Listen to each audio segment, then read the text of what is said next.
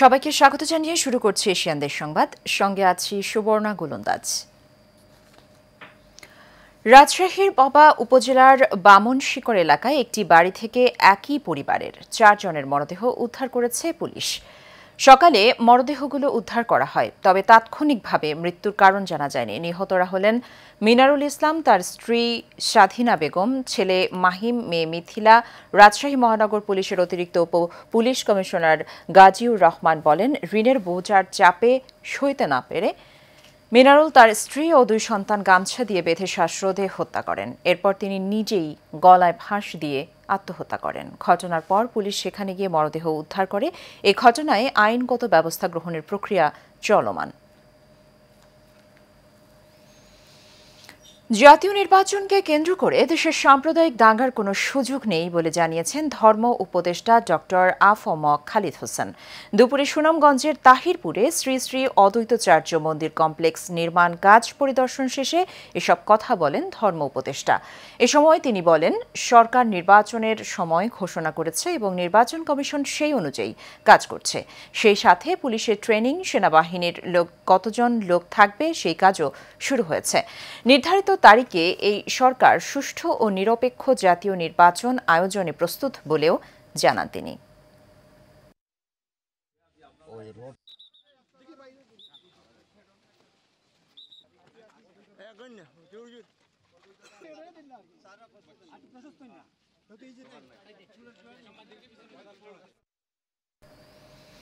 আগামী জাতীয় সংসদ নির্বাচনকে কেন্দ্র করে কুমিল্লার বুড়িচং ব্রাহ্মণপাড়া উপজেলার 8 বারের বিএনপির সভাপতি হাজী মোহাম্মদ জসিমউদ্দিন নির্বাচনী প্রচারণায় ব্যস্ততম সময় পার করছেন।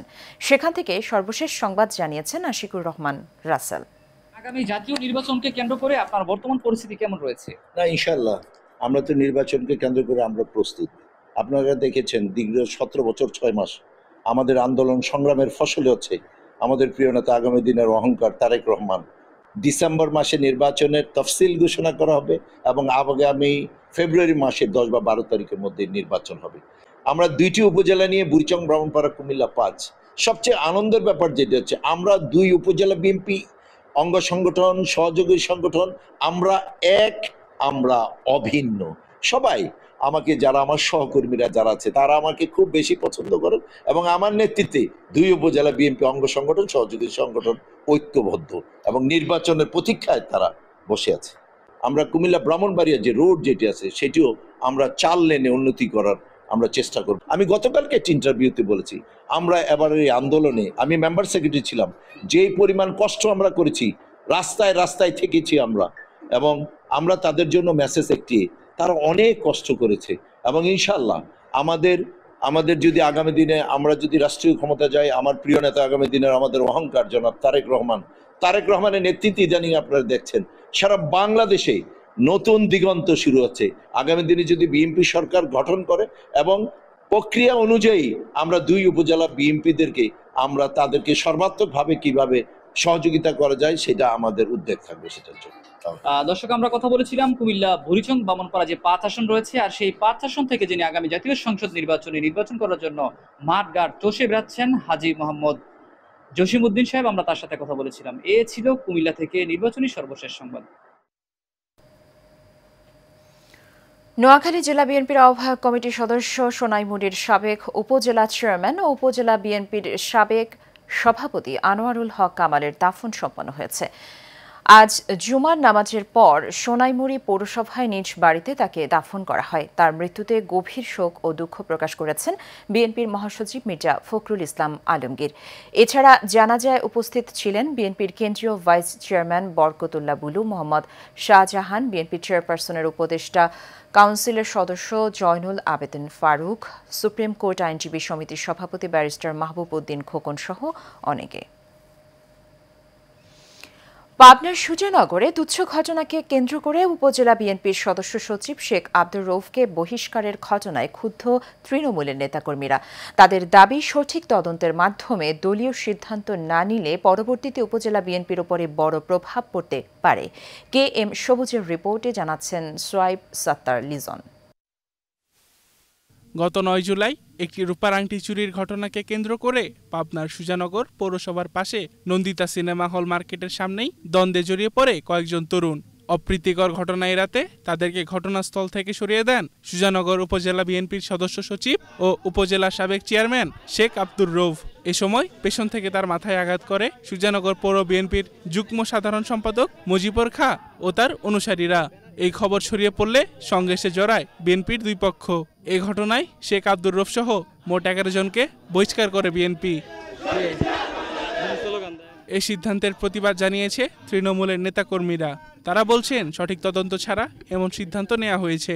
রূপ শেখ খুব ভালো লোক, তাদের বারণ করার জন্যই একটু আগিয়ে দেয় যে তোরা এখানে কোনো হইহল্লা করিস না এবং মারামারি উচ্ছৃঙ্খলা করিস না। এই কয়া এরকম করে ধাক্কা দিয়ে উইলে সরা দিয়ে ও পিছন করে আসতেছে, আসার সময় পিছনের থেকেই খুব শুরু করছে। এখানে দুই গ্রুপের যে সংঘর্ষ শুরু হয় সেখানে রূপ শেখের কোনো দোষ ছিল না। ছোট একটা ঝামেলা থেকে আসলে এই ঘটনাটা ঘটে। উনি মীমাংসা করতে আসে, ওনাকে ডাকি নিয়ে যায়, পিছন থেকে ধরে মারেছে। 9 জুলাই যে ঘটনাকে কেন্দ্র করে শেখ আব্দুর রৌফকে বহিষ্কার করা হয়েছে, আসলে কোনো তদন্ত করে বহিষ্কার করা হয় নাই। দলের এমন সিদ্ধান্তে মর্মাহত উপজেলার এই সাবেক চেয়ারম্যান। পৃথিবীতে এমন কোনো অনুবীক্ষণ যন্ত্র নাই যে আমাকে সামান্যতম অপরাধী প্রমাণ করতে পারবে। যদি প্রমাণ করতে পারে আমি জীবনে বহিষ্কৃত করতে চাইব না, আমি জীবনে রাজনীতি করব না। অন্যদিকে দলের তদন্ত কমিটির প্রতিবেদনের আলোকেই এই সিদ্ধান্ত নেওয়া হয়েছে বলে জানান জেলা বিএনপির সদস্য সচিব।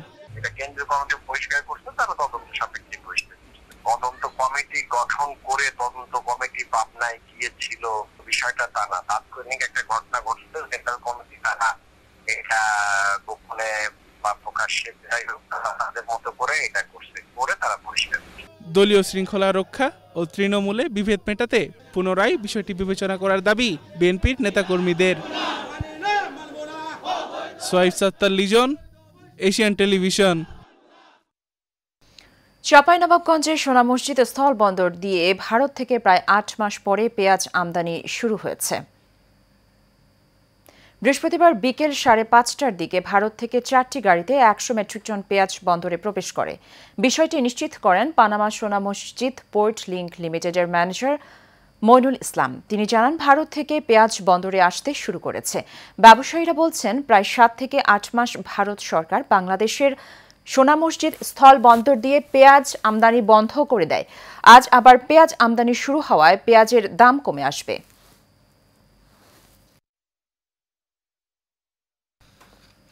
চট্টগ্রামের লোহাগড়া জাঙ্গালিয়ায় পিকআপ ও মোটরসাইকেলের মুখোমুখি সংঘর্ষে মোটরসাইকেলের 2 আরোহী নিহত হয়েছে।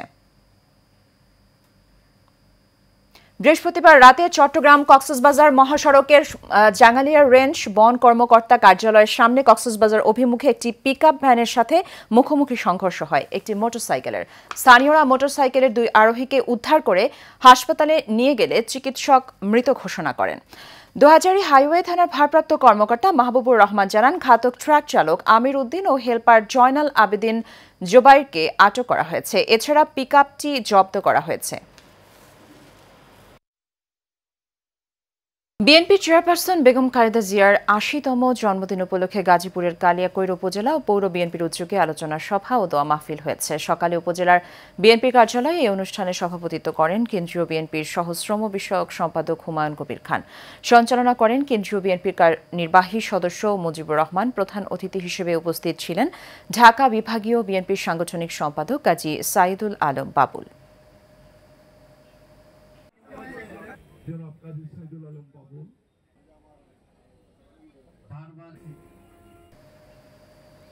বিএনপির চেয়ারপারসন বেগম খালেদা জিয়ার জন্মদিন উপলক্ষে দোয়া মাহফিল অনুষ্ঠিত হয়েছে। জুমার নামাজের সময় রূপগঞ্জ সদর ইউনিয়নের বাড়িয়া সনি জামে মসজিদে এই দোয়া মাহফিল ও সংক্ষিপ্ত মতবিনিময় সভা হয়। সময় যুবদলের কেন্দ্রীয় নির্বাহী কমিটির সাবেক সহ সাধারণ সম্পাদক ও নারায়ণগঞ্জ 1 আসনে বিএনপির মনোনয়ন প্রত্যাশী দুলাল হোসেন বলেন, বিগত 17 বছর স্বৈরাচারী শেখ হাসিনা সরকারের আমলে জেল জুলুম অত্যাচারের শিকার হয়েছি।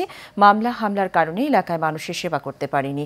এবার সেই সুযোগ তৈরি হয়েছে, তাই এলাকার মানুষের জন্য নিজেকে উজাড় করে দেওয়ার প্রতিশ্রুতি দেন তিনি।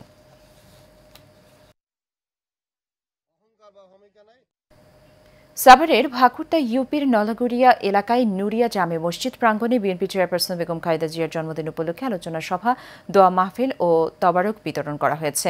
বিএনপির কেন্দ্রীয় কর্মসূচির অংশ হিসেবে খালেদা জিয়ার উপদেষ্টা সাবেক এমপি আমানুল্লাহ আমানের দিক নির্দেশনায় ভাকুরটা ইউনিয়ন ছাত্র দলের প্রতিষ্ঠাতা সভাপতি মফিজুল ইসলাম প্রিন্সের উদ্যোগে এই আয়োজন করা হয়। এ সময় উপস্থিত ছিলেন স্থানীয় বিএনপি নেতাকর্মী সহ গণ্যমান্য ব্যক্তিরা।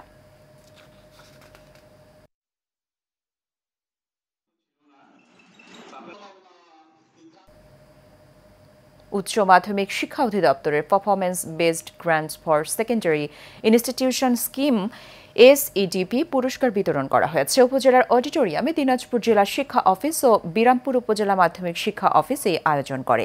বিরামপুর উপজেলা নির্বাহী অফিসার নুজাত তাসনিমের সভাপতিত্বে অনুষ্ঠানে প্রধান অতিথি ছিলেন দুর্যোগ ব্যবস্থাপনা ও ত্রাণ মন্ত্রণালয়ের অতিরিক্ত সচিব মোহাম্মদ হুমায়ুন কবির। বিশেষ অতিথি ছিলেন দিনাজপুরের জেলা প্রশাসক মোহাম্মদ রফিকুল ইসলাম, প্রকল্প পরিচালক প্রফেসর মোহাম্মদ তোফাজ্জল হোসেন সহ অন্যান্যরা।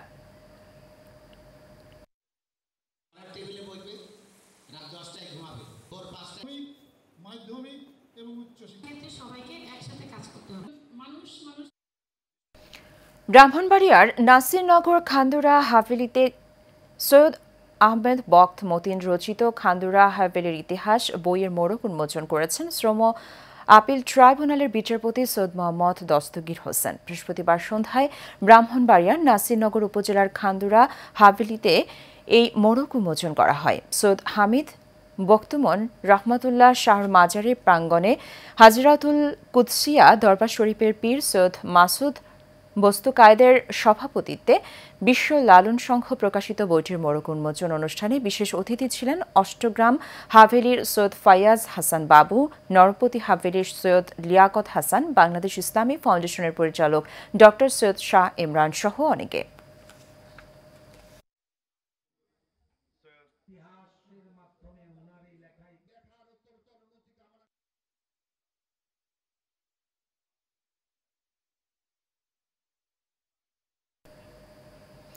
ময়মনসিংহের ভালুকা ও গফরগাঁও উপজেলার মধ্যবর্তী সুতিয়া নদীতে সেতু নির্মাণের দাবিতে মানববন্ধন অনুষ্ঠিত হয়েছে। দুপুরে উপজেলার সুতিয়া নদীর খেয়াঘাট প্রাঙ্গণে মানববন্ধনটি অনুষ্ঠিত হয়। এ সময় বক্তারা বলেন, ভালুকার বিরুনিয়া বাজার ও গফরগাঁও উপজেলার পাগলা থানার মধ্যবর্তী সুতিয়া নদীর উপরে দীর্ঘদিন যাবৎ একটি সেতু নির্মাণের দাবি জানিয়ে আসছেন তারা। নদীর উপরে কোনো পাকা সেতু না থাকায় দুই থানায় অন্তত 15টি গ্রামের বাসিন্দাদের চলাচলে চরম দুর্ভোগ পোহাতে হচ্ছে। মানববন্ধনে স্কুল, কলেজ, মাদ্রাসা শিক্ষার্থী সহ স্থানীয়রা উপস্থিত ছিলেন। সোনারগাঁও উপজেলার সনমান্দি ইউনিয়নের 6 নং ওয়ার্ডের বীর মুক্তিযোদ্ধা আকাশ প্রধান 13 আগস্ট তার নিজ বাড়িতে ইন্তেকাল করেন। মৃত্যুকালে তার বয়স হয়েছিল 80 বছর। 14 আগস্ট বেলা 10টায় তার জানাজার নামাজ অনুষ্ঠিত হয়। সময় রাষ্ট্রীয় মর্যাদায় তাকে শেষ বিদায় জানায় জেলা প্রশাসক মোহাম্মদ মাহমুদুল হক, বীর মুক্তিযোদ্ধা আব্দুল জব্বার, গোলাম মোস্তফা সহ আরও অনেকে।